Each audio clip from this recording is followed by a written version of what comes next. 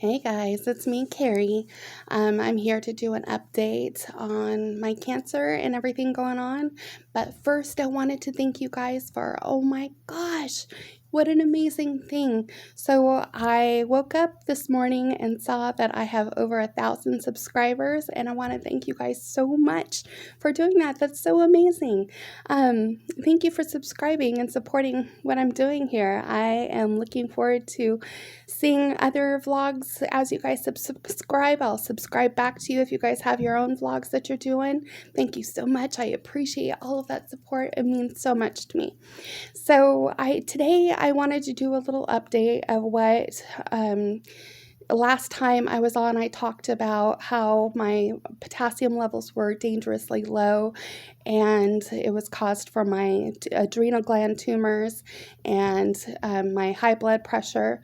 And so they were trying all sorts of different medicines. We finally found new medicines that don't tank my potassium levels, and so I feel a lot better, and my blood pressure is now under control, which is very good. So today I just wanted to talk about, a lot of people ask me about my cancer journey, and they asked me about how I found out that I have cancer. So I wanted to actually touch on that today, give you a little bio of who I am and my cancer story of what that is. So thank you for joining me. Thank you for tuning in. Thanks for subscribing. I really appreciate your support. Okay, so how did this all happen? Well, I got to go back and start from the very beginning. I'm 44. I have 4 kids, and I started having kids younger because I really wanted a big family when I was younger. So that way, as you know, I became an older adult, my children would be adults too, and it's just really fun. So anyway, it goes back to I always had endometriosis and a whole bunch of other things going on in my uterus and in my ovaries. And so I had my oldest daughter. I had a set of twins that I miscarried when I was 3 months pregnant. And then shortly afterwards, I had my oldest daughter, Delaney, who is 23, almost 24. She'll be 24 in July. And I had all sorts of infertility issues going on at that point, but I was eventually able to have her despite being told that I would never be able to get pregnant on my own and that I would always need fertility help. So I had a bunch of miscarriages, but I still had her. And so she was born, and my endometriosis went into remission for a little bit, which was excellent. And then later on, we tried to have another child, and it took a long time for that to happen with a bunch of miscarriages in between. Eventually, when I was 23, I got pregnant with my middle child, who is now 20, just turned 20. That's Jason. And so that I thought was a total fluke because, I had all those infertility issues earlier. And so here was, this beautiful child that I finally was able to have. And then so I thought, okay, well, I'm not able to get pregnant again, so I don't even worry about that. Jason was just a fluke. Okay, cool. Well, 3 months after he was born, I was pregnant again, and with a set of twins, which we have so many twins in my family. I'm a twin. My mom's a twin. Their father is a twin. Everybody's twins in my family. So I thought, of course, that it had skipped me, especially since the first 2 pregnancies we looked and there were no twins. It was just the single kids. So, pregnant with twins. And they were supposed to be fraternal, definitely a boy and definitely a girl. And when they were born, a surprise, 2 girls. And actually, they're identical, just like I am, my mom is, and all sorts of the other twins in my family are. We do have fraternal twins in our family too, but it's not as common as the identical twins. So much for that being non-genetic. Of course, it's genetic. Prove that. Anyway.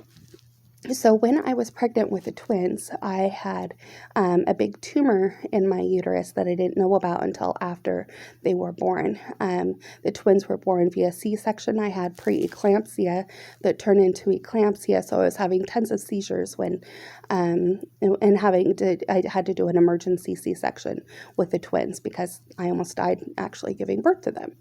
So they were actually fine. They were in the neonatal intensive care for 10 days, but I was also very much struggling as my blood pressure wouldn't go back to normal because of the preeclampsia that turned into eclampsia. So anyway, I had them, and I was also hemorrhaging during that time. It took a long time for that to stop happening with the hemorrhaging, but I did continue with periods that were 20 days long, 4 days off, 20 days back on again. It was miserable. So, and that was actually caused from, I had endometriosis, adenomyosis, a cancerous tumor in there, and all sorts of other jazz.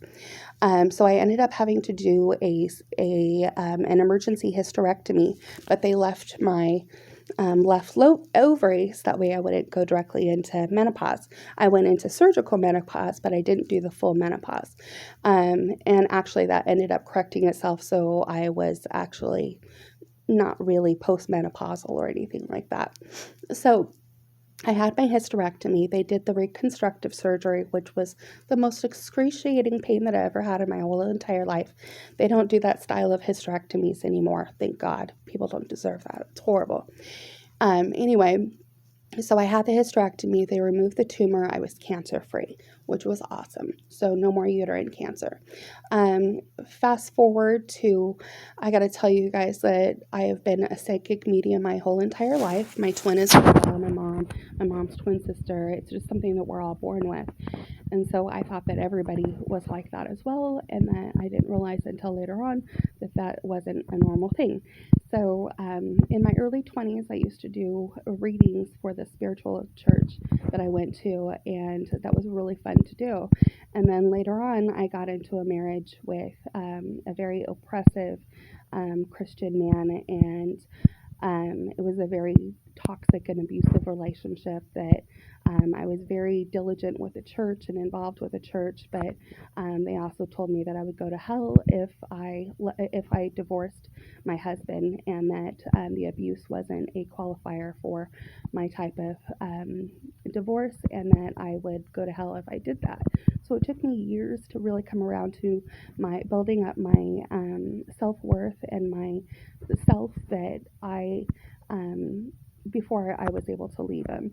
And in fact, we married and divorced each other 3 times because I still wanted to make sure that I was right by the Lord and doing the right thing. So eventually, I ended up being able to get out of that marriage permanently. So during that time, I stopped doing psychic medium readings and things like that. I hid my abilities from most everybody. I had some friends that I would do quiet readings for, but also I begged them for them not to tell anybody, because that was something that I still wanted to be right with the Lord and make sure that I wouldn't go to hell for that. And I just didn't want to do the wrong thing. So I kept very quiet about my abilities for a good 20 years until our marriage was done.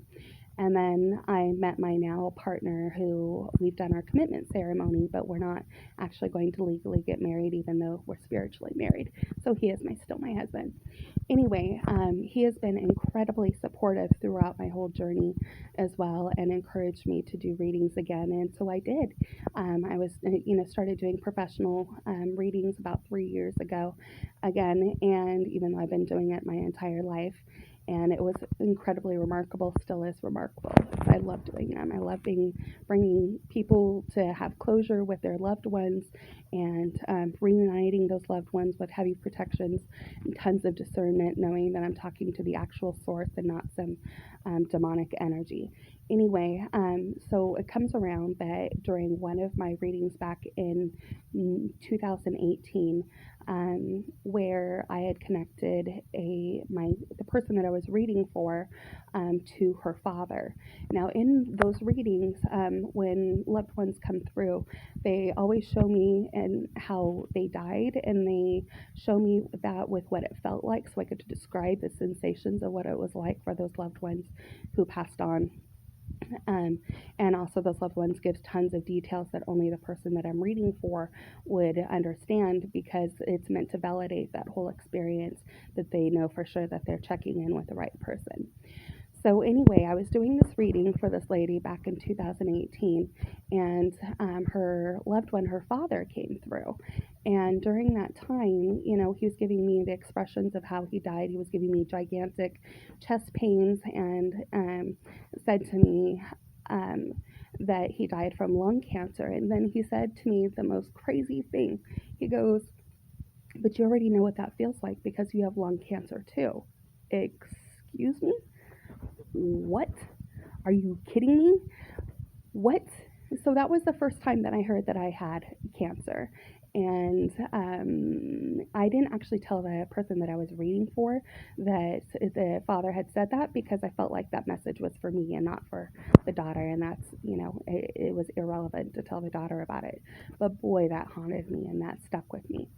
So I actually ignored what he said, knowing that that was there, for a couple of years. And what happened was, eventually I ended up going, I'm a hairstylist, barber, and I manage different salons.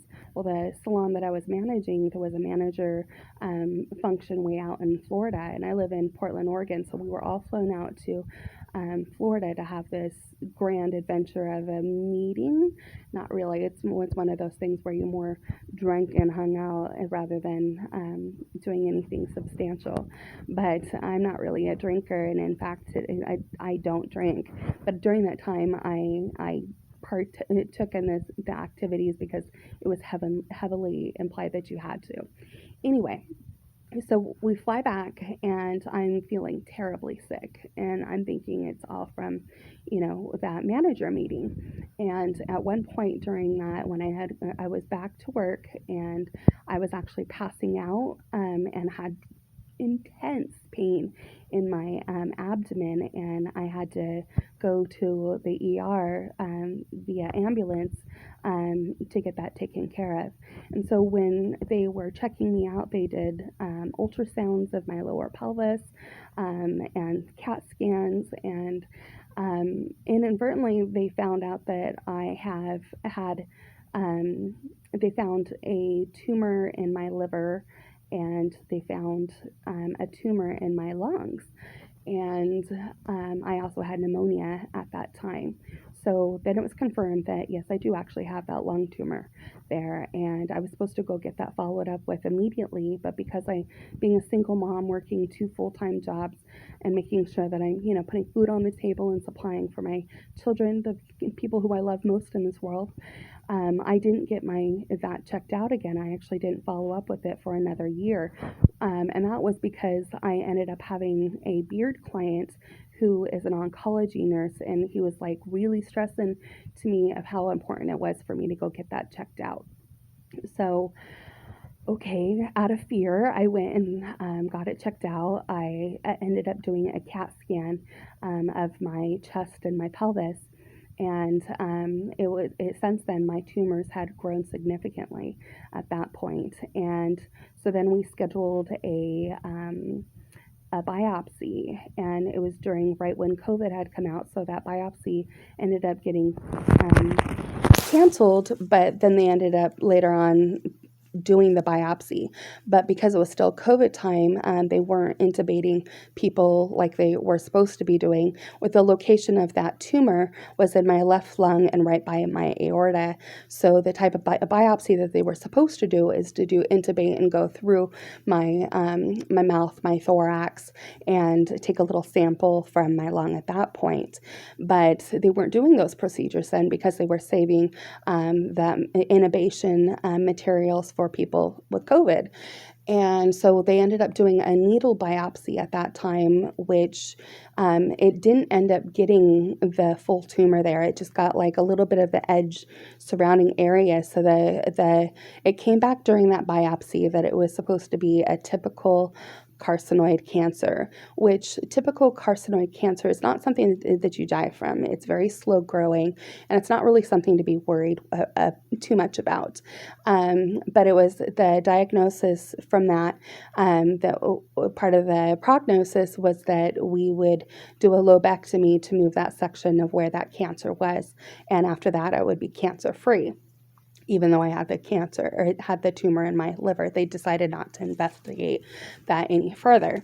So I ended up getting a lobectomy, and during that time, because they didn't have the right materials for me, they put a lung drain in, but that lung drain ended up getting infected, and I ended up getting sepsis from it, and having a near-death experience. But I'm not going to go into detail about that because we're going to talk about the cancer part of it. So I ended up having to do a wound vac and healing size this big of incision on my side there, that healed from the inside out. It was really, really tough.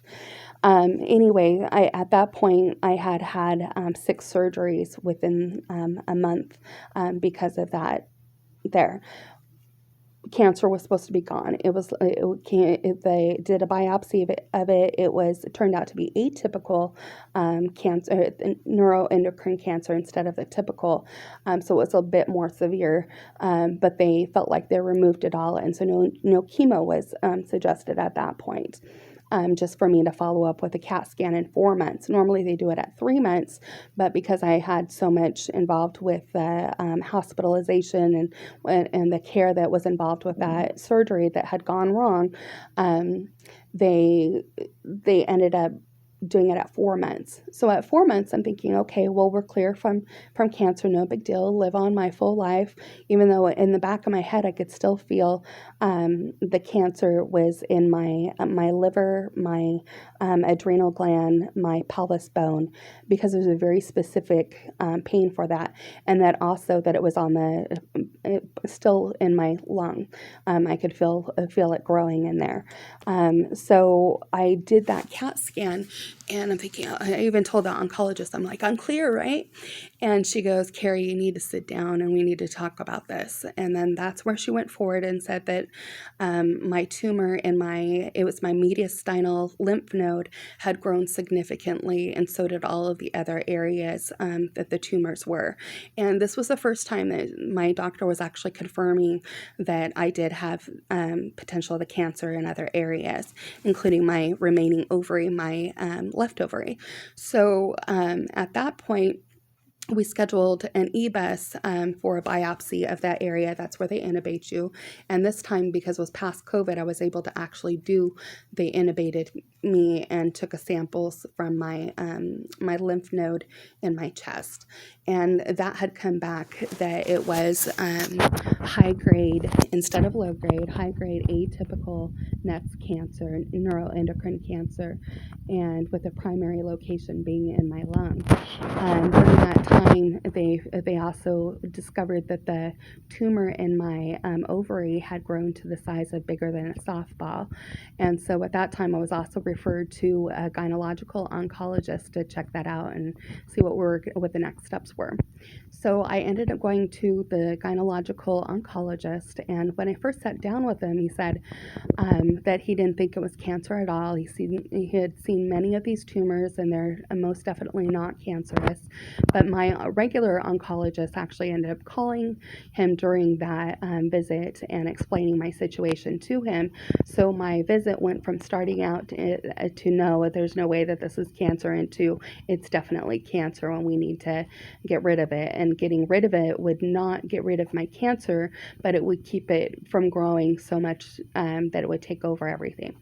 Anyway, so I was scheduled for a for a laparoscopic removal of it, and during that time they had found that that tumor had spread to my intestines, all of my abdomen wall, and the whole surrounding area. So it wasn't just in my ovary, which explains all the diarrhea that I was having and how sick I was at that time too. So also because I had the tumors in my pelvis bone, I did on one side of my hip bone, my pelvis bone, did radiation during that time as well. And so from that, my oncologist decided that we were going to do chemo from that point, and that we would do what is called carboplatin with etoposide, and that I would also have Zometa infusions. Zometa is a bone strengthener, so the idea is to keep the cancer from penetrating any more bone. But it doesn't necessarily work that way. So, because I have it in other areas too. So during chemo, we did 2 CAT scans and found out that my tumors were actually continuing in growth, and they were growing at big rates. So the chemo actually didn't work. So we decided to stop chemo at my 4 treatments. We were going to go 6 treatments, but we ended up just doing the 4. And what that consisted of was 3 days of doing chemo, and then 2 weeks off, and then 3 days of doing chemo, and do 4 rounds of that. So at the 4th, when we found that the chemo actually didn't work, we decided to stop the chemo. I do have a port in place here too, and that's where I receive my treatments, is through this little guy. I had a PICC line too, but I'm very allergic to surgery. I'm allergic to adhesives and all of that too, so that got terribly infected, and it was horrible. So we replaced the PICC line with the port that I have. See that little bump? Yep, that's the port. We replaced it with that. So we decided no more chemo, and my stage for my cancer at that point was stage 4, high grade, aggressive, non-treatable cancer. I asked all sorts of, like, can we try all these different medicines? And turns out those other medicines, they're only good for people who have typical NETs cancer instead of the atypical, and also for low grades of atypical carcinoid cancer. But I have high grade, the highest grade that there is. So at this point, there is nothing else to be done about my cancer, and I don't want to do any more chemo. If 1, it doesn't work, 2, I would much rather spend my days enjoying time, quality time with my kids, making beautiful experiences with them and with my loved ones, rather than just being dead out sick from it. And so at that point, that leaves us with, there's nothing more to be done, and my cancer is continuing to grow.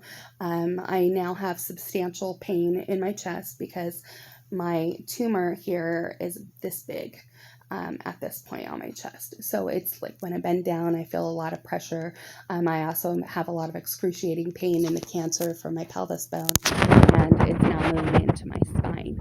So hearing all of this, you would think that I would be sad and scared and all that, but instead I felt validated, because I knew the whole time that the cancer was all these places, and that it wasn't removed, and that it was continuing to grow. I can feel it growing.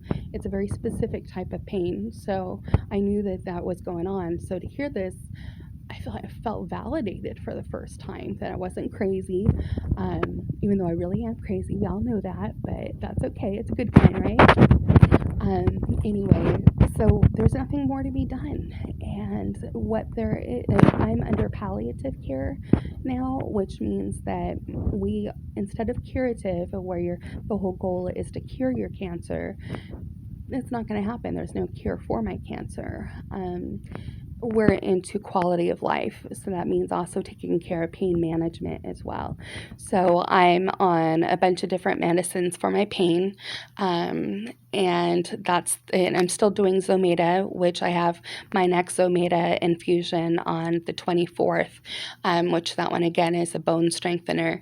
And I'm kind of, at this point, I'm kind of over that too, because of the amount of pain that does cause afterwards as well. It's kind of not functioning into the quality of life. But the good part is that my blood pressure is managed at this point. I'm at normal. The tumors are still growing in my adrenal gland. That's just going to be how it is. There's no point in removing it, because it's just going to grow right back, and it still spreads, it still does its thing. So anyway, that is the story with my cancer and how I found out. Well, long story short, to sum it all up, how I found out about cancer, a dead man told me, and he was right. So You guys, if you guys have tumors and things like that to start up with, be sure you get some early care, because the earlier the better. And I know you guys hear that from other people as well, and I'm going to say the same thing. Early care is the best care, but at my point, I had gone too long to get treated, and at this point, it's just too late. So my prognosis was that I have 6 months to live, and I'm just really not going to go by that prognosis. I'm just not. Creator will take me when Creator takes me, but I know that I have a lot of purpose here, and I know that my cancer has purpose, and I feel at peace with that. I'm not scared or anything like that. I just want to spend my days loving my kids and loving my family so much, especially like when I want my kids to be able to look back and just get a fraction of understanding of how much I love them and how much their whole lives I have busted my butt to give them everything. And I do that with so much love because they're worth it. And, they're just such beautiful people, and I couldn't be more proud. I'm proud of my life. I'm proud of my family. I'm proud of my partner who loves me so much. His parents are like my parents. My mama and dad right there, they're just the most amazing people. And I'm so glad about how they support and treat me like I'm really, truly their daughter. I just feel so loved. And, all of these really horrible things that are happening, there's more good things than bad. And I'm not saying that from a place of toxic positivity. I want to be sure to really make that clear. Toxic positivity is not a good thing. I don't want to be like so overly positive that I undermine any of the hardships that are going on too. I don't want to do that. Those hardships are there for a reason, and we're meant to make peace with them, honest peace and honest healing through it, because as human beings, we're actually blessed with those experiences. Is this hard? Yeah, it's really hard. And also, I've had plenty of tears over it too, which I feel is very necessary for healing. Sometimes it's hard for me to get to a place where I can process, but I still work on it because I know that I'm worth it. And I know that my experience is not for nothing. And I know that when it's time for me to cross, that everything will be just right, and everything is as in place as well. So for me, because my plan of care is palliative and not curative, I have a plan with my doctors as well of how my death will look, and I have it in writing of, with Casey being my primary caregiver and my partner, Casey, and with all of what that means in place, I'm not planning on doing any more chemo because, like I said, I don't want to feel sick like that while I'm, having my last days. I want to really live my life with the best joy and peace and love and honor of the situation as possible. So that's my cancer story. Thank you for letting me share that with you guys. If you guys want to leave comments below, I so much love hearing those comments. I appreciate it so much. And again, thank you so much for subscribing to my channel as well. That really means a lot to me. I'm really hoping to build my channel into a community as well, so it's not just all about me. I want to hear about your stories as well, and I want to identify with you guys. And, I hope you guys know that you're never alone, that there are people out there that really care for you and are with you on your journey as well. So that all said, all sorts of love and light to you guys. I'm anti-positive toxic. I'm anti-toxic positivity, but I am all about love and light and truly healing and the power of healing. So on that note, I will see you guys later. Thank you so much for watching. Love you all sorts. Mwah. Bye.